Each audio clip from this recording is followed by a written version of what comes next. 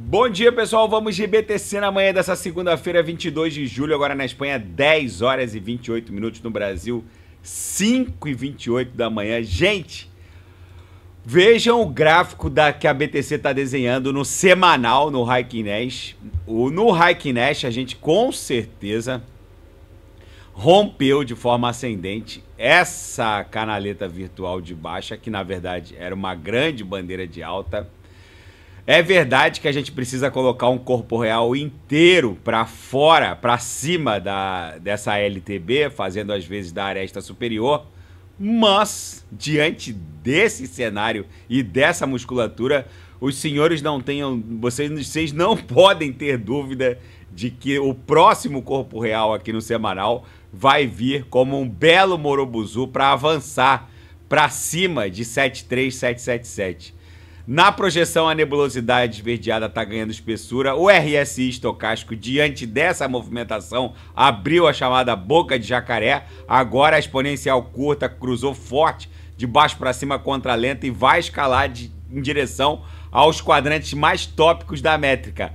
O gráfico de Renko, que é um gráfico atemporal, que não tem nenhum compromisso com o transcurso do tempo, mas tão somente com a variação do preço, desenhou mais um box comprador. A BTC ficou vários minutos acima de 68 mil dólares, batemos exatamente no limite ali da formação de mais um box comprador. Agora é uma sequência de boxes compradores bizarra que só vai parar na formação do box de 70 mil. Aqui pode até dar uma recuadinha, sentir alguma resistência, já que o box de 70 mil buscaria esses topos aqui, os topos da nossa acumulação. Aqui no diário ancorado na banda de Bollinger fracionada na FIBO, a gente vai buscar uma acumulação entre 70 e 73. Com certeza aqui vai rolar uma resistência mais impactante, mas é para lá que a gente está indo.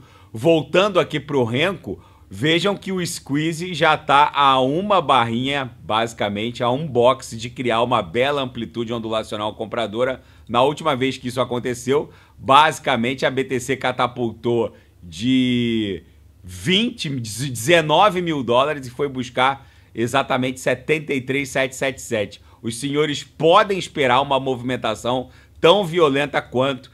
É bem provável que agora a gente catapulte desse patamar atual, que está ali aprisionado abaixo de 73,777 em direção a 6 dígitos.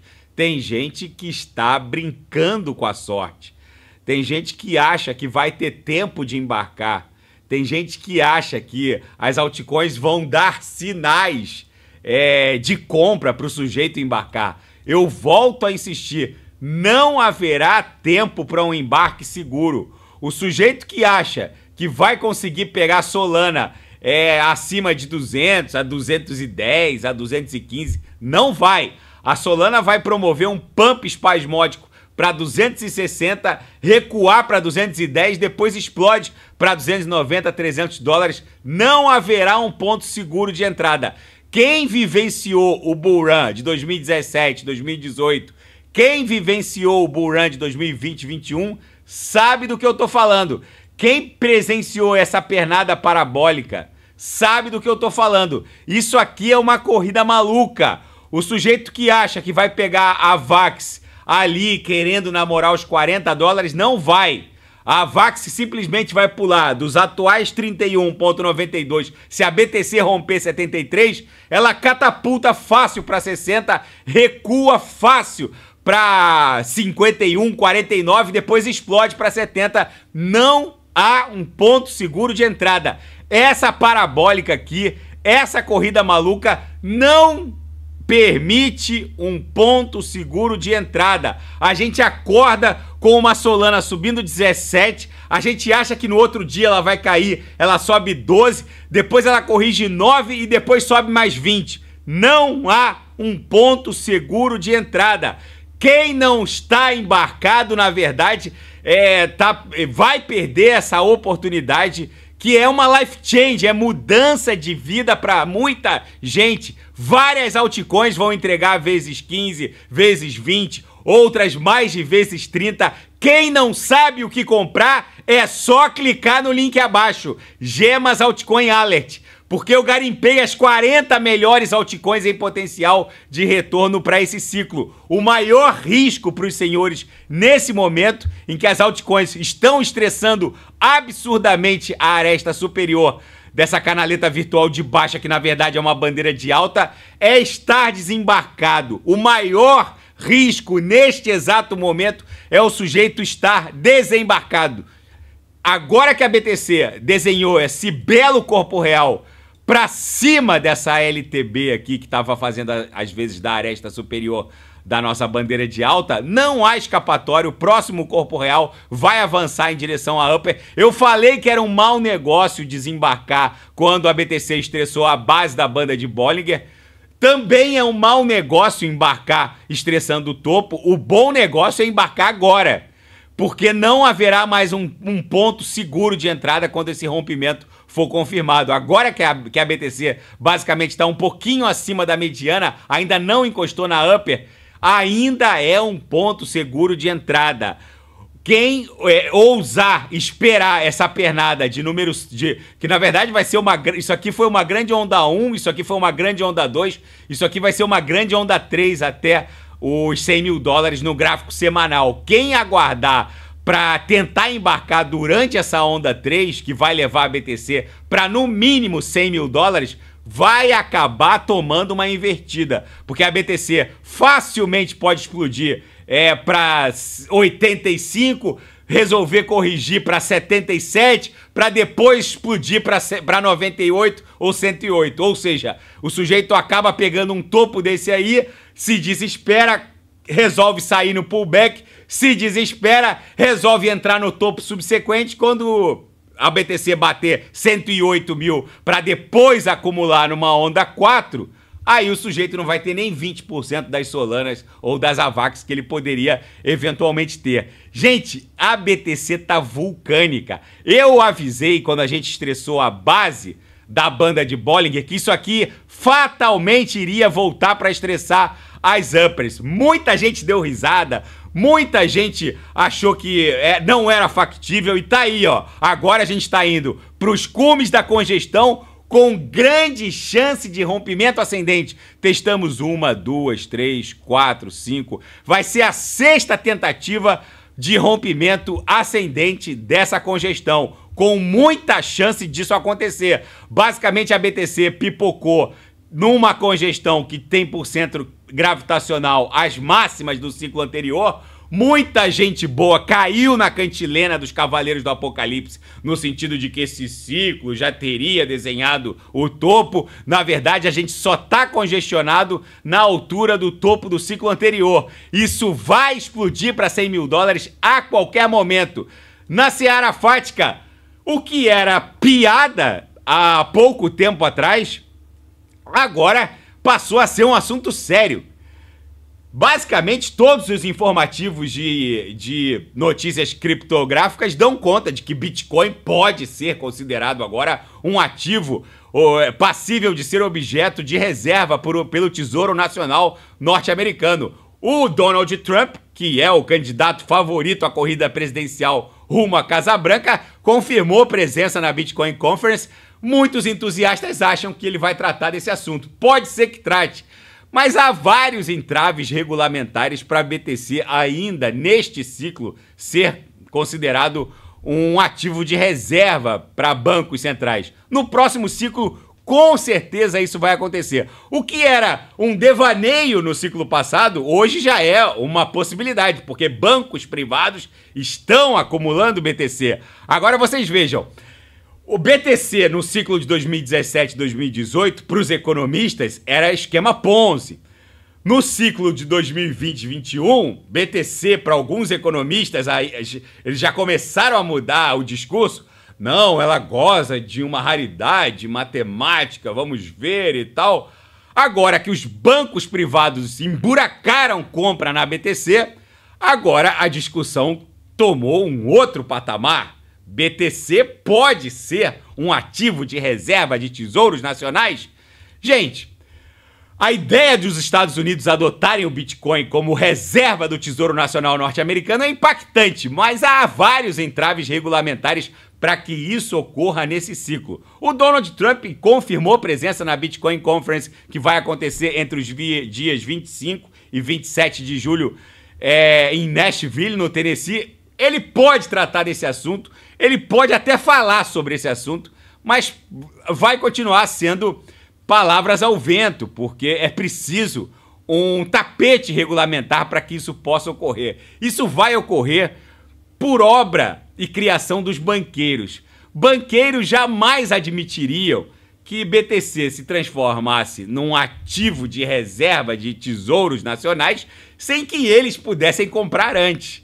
Banqueiros são banqueiros. Eles precisam estar posicionados para mandar o dinheiro dos senhores, dos impostos dos senhores, comprarem algo que eles ainda não teriam comprado. Eles vão comprar antes para mandar a grana dos senhores chegar depois. Ou seja, é óbvio que no próximo ciclo, eu não tenho dúvida nenhuma sobre isso, Bitcoin será um ativo de reserva de tesouros nacionais.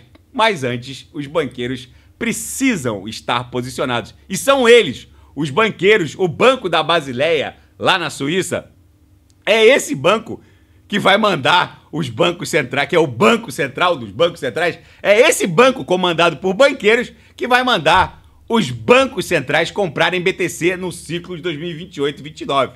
Tem gente que duvida, o que era um devaneio no ciclo passado, hoje já é uma discussão tratada naturalmente, ninguém fala em bizarrice, ninguém mais fala em BTC como esquema Ponzi, agora só se falam em possibilidades o Tesouro Nacional de El Salvador já está formando uma reserva em Bitcoin. Agora, a discussão sobre o Tesouro Nacional norte-americano criar uma reserva nacional em BTC é natural, as pessoas comentam sobre isso, justamente porque os maiores bancos privados do mundo já estão fazendo isso. Ou seja, para o próximo ciclo eu não tenho dúvida nenhuma, mas alguns entraves regulamentares, o posicionamento dos banqueiros privados, num primeiro momento, tem que consolidar essa situação e com certeza isso vai acontecer no próximo ciclo. E a retirada do Joe Biden da corrida presidencial norte-americana promoveu uma liquidação em série de posições no sentido long. 67 milhões de dólares em posições foram liquidadas. A BTC ficou volátil, vocês vejam que logo depois da confirmação da desistência do Biden, ela deu um tombo forte, chegou a cair quase 3%, agora está acumulando numa cunha aqui nos 5 minutos. Na minha leitura, mesmo com a Kamala Harris entrando agora na corrida presidencial, ela não tem chance, as bolsas já estão apostando que ela tem menos de 40% das chances, mas enfim, essa volatilidade toda aliviou também um pouco o book, deixou mais leve no sentido long. E os BRICS definiram já um projeto, um calendário mesmo de desdolarização do planeta.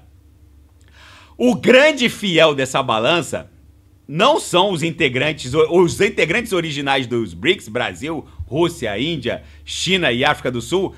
Eles basicamente, se conseguirem convencer a Arábia Saudita, eles vão controlar 42% do mercado global de petróleo e gás. Aí sim, se eles destronarem o dólar da condição de divisa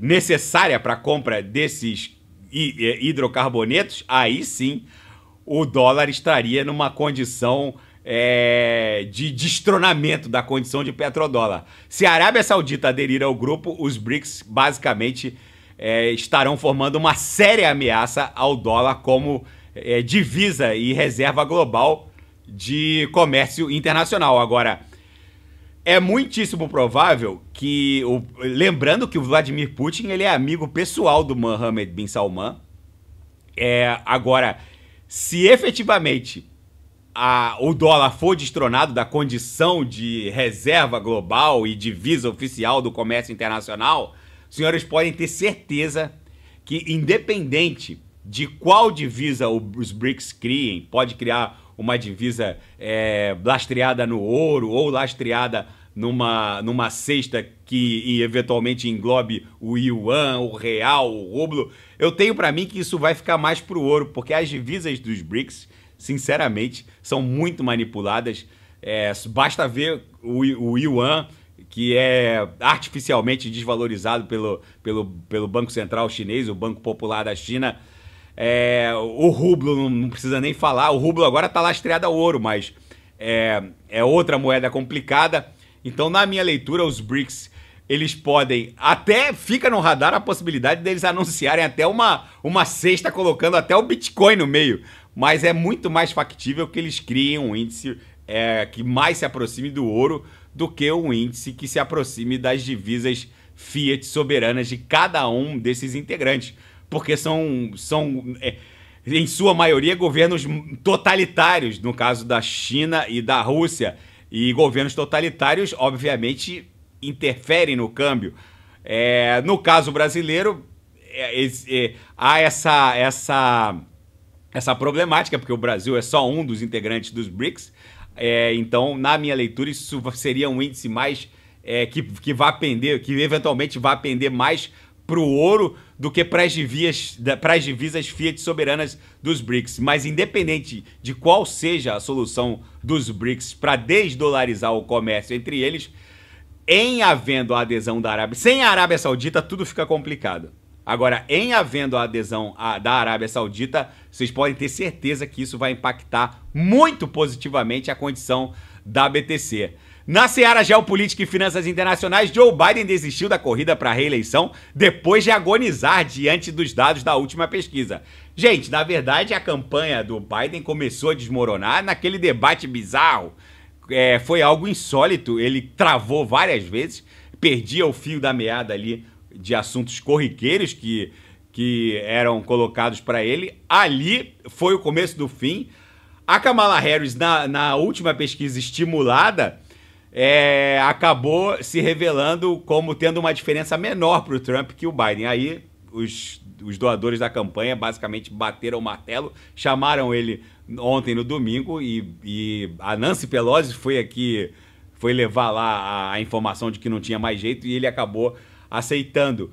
Basicamente, depois das últimas pesquisas, dando conta de que a diferença do Trump para Kamala Harris era menor do que a diferença do Trump para o Biden, que estava bem maior, aí bateram o martelo, ele teve que pular fora. Mas o fato é que as bolsas de apostas estão dando conta de que a Kamala Harris tem menos de 40% de chances de vencer as eleições. Ou seja, o Trump ainda é franco favorito. E uma bomba no sistema financeiro norte-americano, classificações secretas pelos reguladores mostram preocupação das autoridades com relação à gestão de risco. Metade dos bancos privados supervisionados não tem uma compreensão adequada da vasta gama de riscos potenciais aos quais estão sujeitos, desde ataques cibernéticos a erros de funcionários. De acordo com pessoas familiarizadas, o regulador bancário norte-americano afirmou que 11 dos 22 grandes bancos norte-americanos que são supervisionados têm uma gestão ineficiente ou fraca do risco operacional.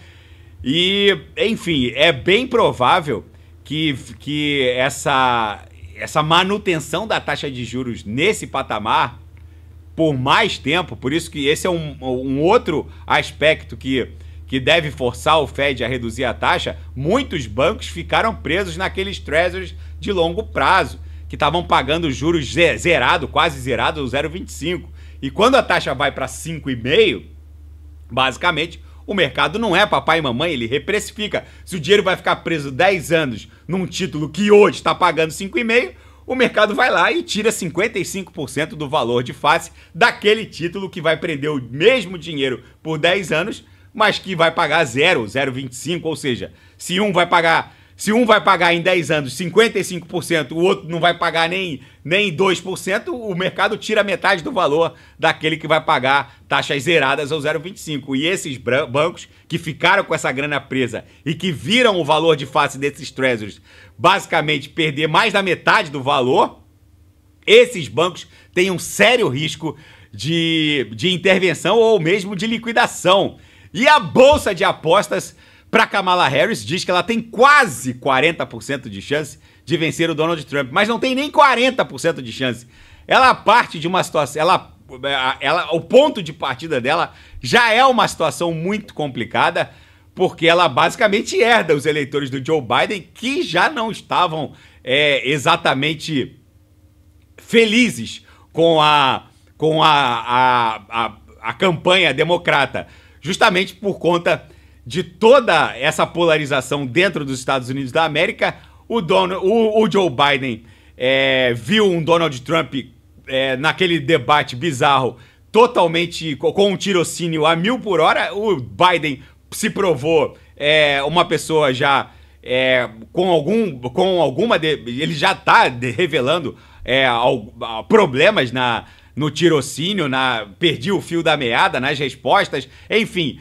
Eleitores indecisos acabaram aumentando o percentual por conta dessa situação do Biden. Muitos eleitores democratas questionam até a capacidade dele de terminar esse mandato. Então ela herda basicamente uma horda de eleitores democratas que já estavam insatisfeitos com a campanha do Biden, outros indecisos que, pelo teor das pesquisas, não se decidiram pela Kamala Harris, e um Trump que vem a 1000 por hora e que vem com um discurso de proteção da indústria americana, de intervenção no câmbio para apoiar as exportações. Enfim, a Kamala Harris entra agora de um ponto de partida complicado. Até ela ganhar velocidade, ela basicamente vai encontrar um Donald Trump a mais de 100 por hora. Ela ainda está muito lenta. Vamos ver como isso vai se desdobrar. Tem chance? Tem alguma chance, mas não é expressiva assim. Menos de 40%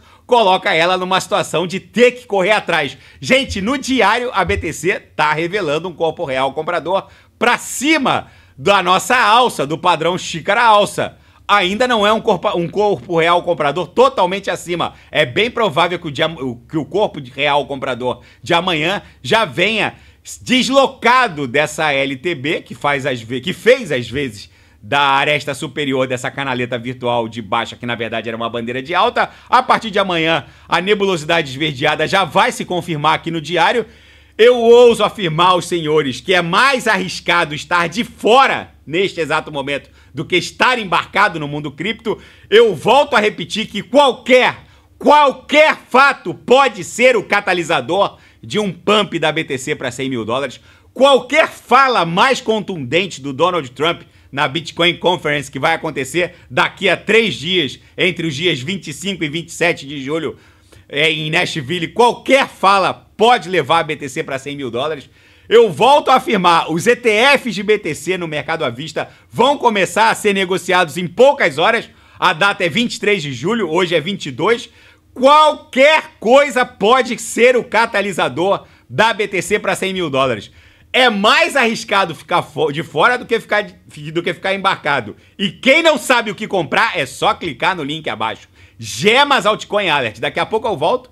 Vou fazer Solana Avax, que ontem deu um show.